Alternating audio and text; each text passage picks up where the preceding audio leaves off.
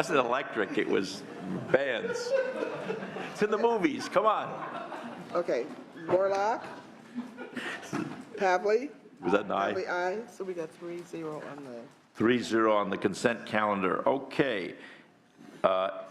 Dr. Pan, you got 3 measures up. Let's start with, was it file item number 7, SB 480? Does that work? May I start with SB 533? With Sure. Whatever you want. My witness. This is file item number 8, 533, SB 533, members.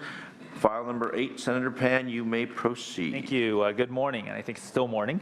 Members, Chair, today I bring to you SB 533, a bill that will impose a narrowly tailored prohibition on the use of the Bradley Burns tax rebates. This bill eliminates exceptions in current law that some businesses and local governments have been taking advantage of. It is becoming increasingly common practice for companies to pressure local agencies to provide a sales tax revenue rebate on the promise to book all sales from multiple sites with that local agency. There's a growing cottage industry of consultants who appear to specialize in helping companies pursue this strategy. This practice is fundamentally unfair, because when a sales tax revenue from commercial activity in one jurisdiction is booked in another, the local agency that is losing the sales tax revenue must continue to provide police and fire protection services to the company, since it maintains a physical presence within the territory of the local agency, and the local agency's streets and other services are used and must be maintained. Making this practice even more nefarious, this is often done without the knowledge of the citizens, businesses, and employees within the jurisdiction of the local agency agreeing to the deal, without any notice to the local agency that is losing sales tax revenue as a result of this agreement. This unfortunately has happened in my very own district in the city of West Sacramento, and I'm pleased to have Mayor Christopher Cabaldan here with me to speak more to this issue. Thank you. Mr. Mayor. Thank you, Mr. Chairman and members of the committee. So imagine you adopt your city budget in June, and 4 months later, when you get your allocation of the actual dollars from the county tax collector, you're $1 million short, and you don't know why. And you ask your fiscal folks in their office, and they're not sure why either. And from some further investigation, you realize that one of your top 3 sales tax generators has shifted all of their sales tax to some other location. And you think, but I'm pretty sure I just saw one of our fire trucks leave their facility, and they're still on our water rolls consuming 1 million gallons per day. And they're still getting police calls, and one of their trucks just went down the street. So they're still here. And we didn't get a layoff warning notice either. They're still here in every way, but we're no longer receiving $1 million of their sales tax. This is a narrow problem, but it is a significant one. In this particular case, the legislation that you had adopted years ago to try to solve this problem has some narrow loopholes in it that can be exploited in nefarious, as the senator says, in nefarious ways. This is not the first time we've experienced this issue. We've been on both sides of it. I constantly get requests from companies who want to do an expansion or a location in my city with the promise that they will book all their sales taxes from some other California city into our city. So I know it from both ends of the equation, and in both respects, it's both unethical and extremely damaging to the host city. And over time, the equilibrium condition is that we will negotiate all of our sales taxes away. In this case, the sales tax rebate is to a company in Florida. So the net loser is all of the people of California, in addition to the city of West Sacramento. We happen to be a fairly diverse economy locally, so this is not a killer to us, but for some other communities that rely on a single sales tax generator for most of their budget, it could lead to bankruptcy. So it's a significant problem. For industrial development more generally, it's also a challenge because there's no reason, unlike an auto mall or a shopping mall, none of us zone for industrial development because our citizens are demanding it as a local amenity. We zone for it because it's part of the regional supply chain of industrial development in the regional economy. If there's no sales tax whatsoever, but all of the impacts, there's zero incentive and every disincentive to provide any zoning for industrial or commercial purposes. And that is a deeply unhealthy economic proposition for California and for regions and communities like mine. So, you know, Mr. Chairman, 15 years ago, I served on the Speaker's Commission on Regionalism as the mayor in that issue, and we dealt a lot with the fiscalization of land use. This is not that. This is a much narrower abuse, but it is a significant challenge. And this bill is intended to try to specifically and surgically deal with this problem of these buying companies dealing with out-of-state companies. We could still recruit from out-of-state and use sales tax rebates in jurisdictions that choose to do so. This does not affect that in any way. You simply cannot cannibalize individual California jurisdictions and then send the money out of state. Good. Any question? Senator Hernandez, Senator Morlock after that. So give me an example. Would it be like an entity that that's doing business in your city, but yet they move their corporate office to another city, and then that tax base goes to that particular city? Would that be kind of an example of what you're talking about? Yes, but more generally, in this case in particular, they have a warehousing and distribution facility in my city, and they agreed to create essentially an identical comparable facility in another city. There's no change. The actual headquarters is still in Florida, so they simply have to choose which jurisdiction they're going to book their sales taxes in, and under the law they can do that. And so they choose, even though the actual operations are essentially the same. It's not headquartered in that other city. No transactions are occurring in that other city. The transactions are actually occurring through their national company. So there's no difference between us. They simply make the decision, and they have the unfettered discretion to do so. So, I mean, I definitely have a problem if, let's say, its headquarters in another state, then I think California's losing out. But what happens if it's within the same state and it's the next city over that's going to get the benefit? Now, that city's going to win by getting increased revenues, and if you bring it back to your city, then that city is going to be in the loss. So, I mean, how do you resolve this? Is this something that should be done before you determine where it's at within the state of California? I think part of the purpose of the bill is to at least take the cannibalization incentive out of the equation. So the company still has the ability to book its sales tax revenues in whichever comparable location it chooses to do so under the law and with the bill in place. But Incentive out of trying to take it away from a city where it's already current. I mean, Correct. I'm supportive of the bill, and I have a similar problem in my district as well, where there's a business that's been there. They put their headquarters in a different city. The city that I represent lost all the sales tax. They're trying to get it back. But so I'm sympathetic, but I just kind of want to get a little bit more information. Anyway, thank you. Okay, more, Senator Morlock. Thank you, Mr. Chair. Mayor Cabaldon, tell your father, Larry, I said hello. I will. I read his book. I'm just curious, following up on Senator Hernandez's questioning, we had a similar incident in Orange County where Mary Kay Cosmetics moved from Costa Mesa to Cypress. And so, but they closed the facility in Costa Mesa. But you talk about a massive shift of sales tax from one community to another. If your bill is approved, are we going to see your tenant or your business, that distribution center, just decide to move and just close shop? I mean, I'm trying to think of the unintended consequences. Could you help me there? Yeah, so that's certainly a possibility that the company could determine that they will no longer operate the facility that's in West Sacramento, and also therefore not cause the impacts on streets and roads and our water supply and everything else. And to us, that's an appropriate outcome. We would argue and fight with them about that, but to have all of the impacts and costs but none of the revenues remains a challenge. And so if they were to close and move, this bill would not prevent them from doing that in any way whatsoever, and the sales tax would go with them. I'm just concerned that it would be an incentive for them to move. That's what I'm trying to pick up. I guess what I would say is that, the incentive, so what happens is that, right, you say, I have a facility here in West Sacramento, I want to build a new facility in another city, right, and because I'm expanding. And then what happens is that you go to each of the localities, said, who can give me the lowest sales tax? I'm going to book all my stuff through the one versus, and so you're not actually removing and the problem is that the city that loses out still has police, fire, and everything else. Now, obviously, the city is still going to want to negotiate to keep the facility, but they're not removing and therefore taking away the demand for the services. They're just moving all the money over, so there's no money going to the city that still has to protect that facility. And I mean, I think certainly we want cities are going to still fight to keep the facility there because they want the jobs and so forth. But what we don't want to have a situation where it's so easy to say, well, I'm just going to move the money over, book the money, and then leave you, we like the jobs, but we also but we're not getting revenue to protect it, and if it catches on fire, to put it down and provide the services. Property tax revenues from business. I Well- mean, and the business next door could have no internet Well- retail at all.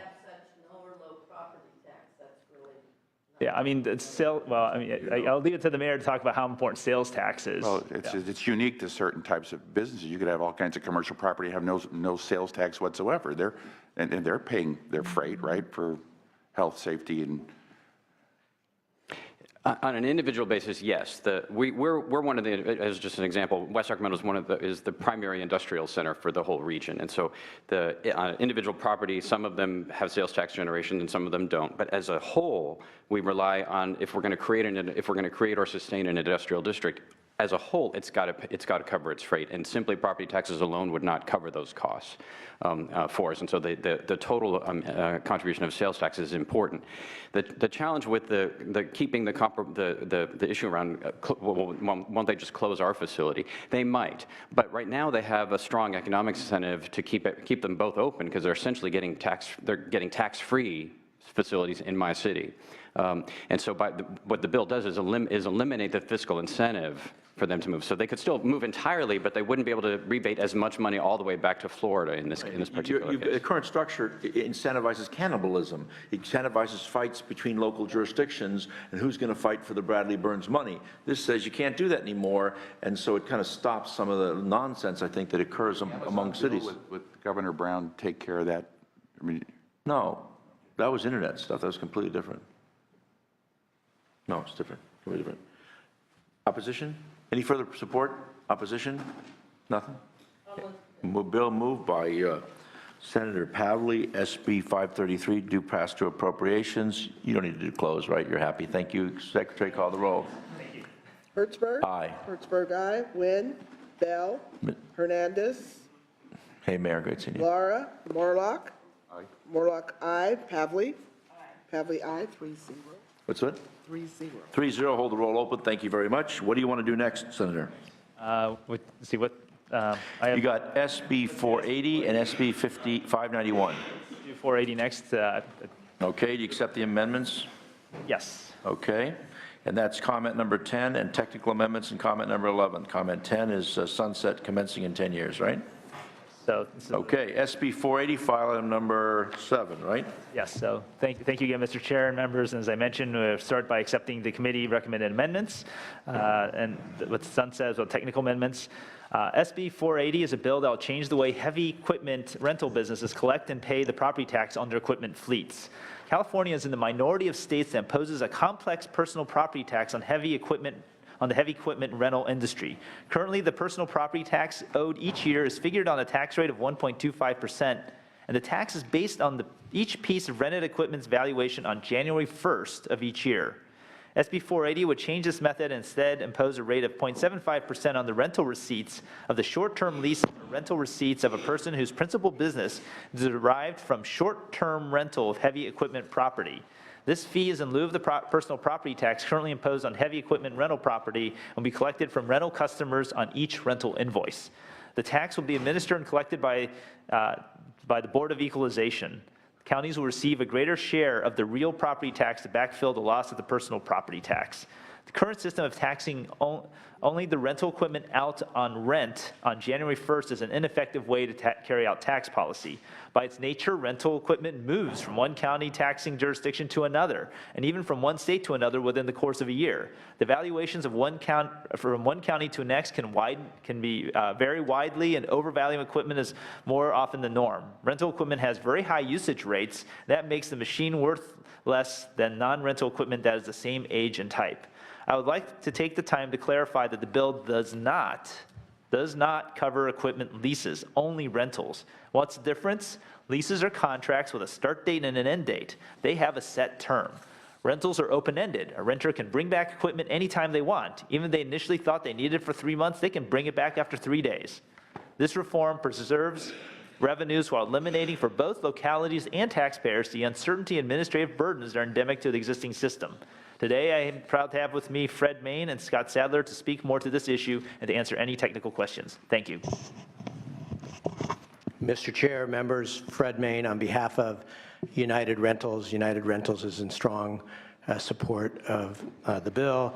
I'd just like to refer your attention to a legislative analyst report that was done on the issue of personal property taxation of heavy equipment, and in the analysis that the LAO did, asks, a business inventory exemption appear problematic, taxing some rental equipment and not others based on the use of the January 1st lien date appears problematic. As the committee and the chair know, heavy equipment that's in the rental yard on January 1st is exempt from taxation. The property that's out on rent is not, and subject to assessment by the county assessor. We think that that creates a number of issues for administration. Likewise, the LAO found that due to its market value assessment, appeals workload, and audit requirements, the personal property tax is relatively costly for businesses to comply with and assessors to administer. The chair in an earlier bill pointed out the difficulties of the personal property tax broadly. We think that this is a bill that addresses the issue in a responsive manner. The legislature has the authority to exempt personal property. It exempts the personal property, understanding the revenue issues, provides a gross receipts tax that's easier to administer, does not have valuation issues, and strongly support the bill. Ed Noonan, tax manager for United Rentals, is here to answer any technical questions on the assessment process that the committee may have. Any others in support? Oops, sorry. What's this? Teresa May with the California Taxpayers Association. This bill is quite simple. What it does is it allows a more transparent method so that renters can know exactly what the amount is that they're paying for. It also simplifies the reporting requirement. It simplifies the administration for the local assessors as well. There is no loss in revenue because the amount of revenue that is calculated currently, the in lieu tax, is intended to make up that same amount. So there's no difference, or should be no difference in the loss of local revenue to the counties. We urge your support. Doesn't it increase the cost of rental equipment from the rental company? I mean, the person who's renting it, you're out there, you're a general contractor, you want to rent a bulldozer, you go rent it. Under the rules of most bid proposals, it says, here's your cost, taxes aren't included, it adds the price, gives headroom and the ability to make, I'm not suggesting you'll make money, but isn't that, it doesn't hurt government, but in terms of how contracts are written and how you determine price for rentals, it gives you, it lets you make more money. That's the truth. Thank you for the question. A lot of times that cost is built in as part of the operational cost, so it's built into the rental equipment, and this is a more transparent way because there are companies who will be able to separate that line item. Yeah, I want to ask the answer. Excuse me, Mr. Chairman, members of the committee. My name is Ed Noonan with United Rentals. That's a great question, and theoretically that is already in the rental price.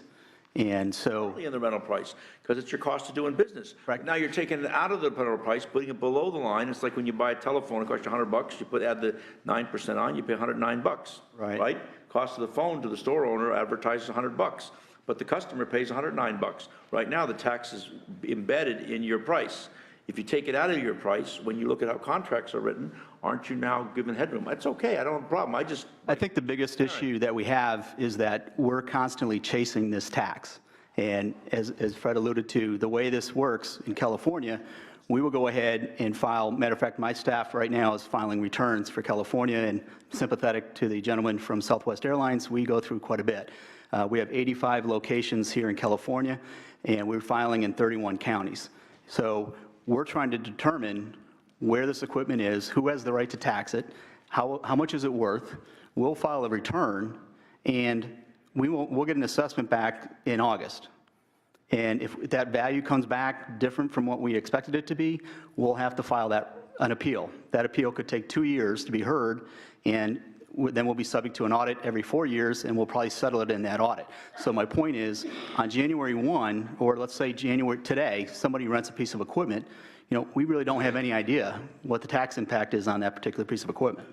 So sometimes it is in there, sometimes it's not. So I think it's a tough thing to do. This basically lets everybody know, here's what the impact is. It provides consistency for rental companies like ours and people that rent our equipment. And it follows what a lot of states are doing already today. I just don't want you to come back and bellyache when there's a line item under the line where you got your property tax, your personal tax, and then you got a sales tax for services on top of that, and you go, oh, we already got a tax on that. Because all we did was move it out of the process and moved it to another place. It may be easier for you, but it has, as Senator Pavley indicates, unintended consequences. Mr. Chair, we have been working with the industry, the heavy equipment construction industry. Of course. We believe that they have resolved their issues and continue to make sure of that. And I think that the sunset that the author took, they'll speak for themselves, I'm sure, but if there were any other concerns, that allows them a chance to test the premise one way or the other that you brought up. Thank you. Scott Sadler with American Rental Association in support of the bill. Thank you, Mr. Sadler. Any further members in support? Any opposition?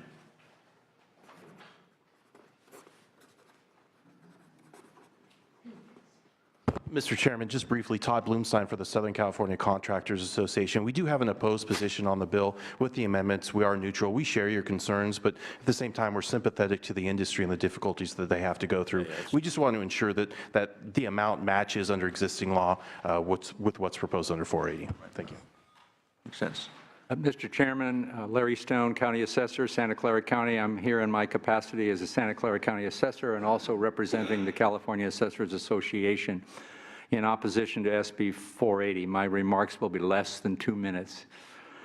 This legislation will not, as promised, be by a handful of large, heavy equipment rental companies simplify the process for assessors. Instead, it will complicate the assessment of rental property and will increase the complexity and the workload and cost for both the State Board of Equalization and the county assessor.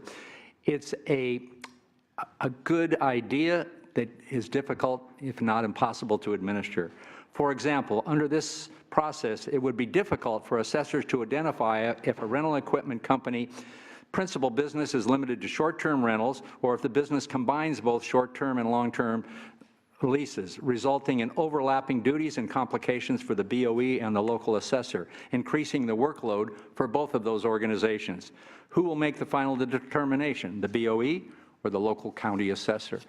I'm also concerned that the eligibility provisions for the in lieu tax, which would apply to equipment leased or rented for a period of less than 365 days. This creates an incentive for heavy equipment industry to change the way they conduct or characterize their business for tax-motivated reasons. County assessors will have to determine if a company identifies itself as a leasing company for property tax purpose is a valid or a straw company designed to avoid taxation. The auditing, and this is the most important part, the auditing provisions will also be weakened, that they will be less likely to compromise an audit to make sure equipment is assessed by the Board of Equalization or the assessors. So I urge you to oppose SB 480, which provides a tax benefit to a small handful of large, heavy equipment rental companies like United Rentals. This change to the assessment and taxation of leased equipment is unfair to all other businesses and property owners and creates increased costs that have to be paid. Thank you, sir. Mr. Chair and Senators, Kyle Packham with the California Special Districts Association. We have an opposed unless amended position. We appreciate what the author is trying to do here. Our concerns are limited to the reimbursement that would be provided to local government, and that reimbursement as written in the current bill is a fixed rate based on the 2014-2015 fiscal year. Right, this would shift basically the property taxes that fund the essential local services that our members provide, and it would reimburse it with a fixed rate. And so, of course, a tractor or a piece of heavy equipment in 2015 today is worth more than a tractor in 1980, right? And so our concern is that over time, the real dollars that are going to come back to local government are going to slowly decline. And so we believe that there should be some form of an inflation factor. Your analysis points this out on comment 3 on page 7.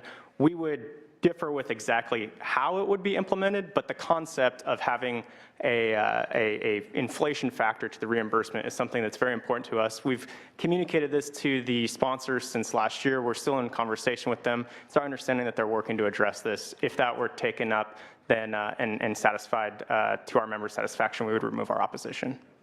Is this required Yes.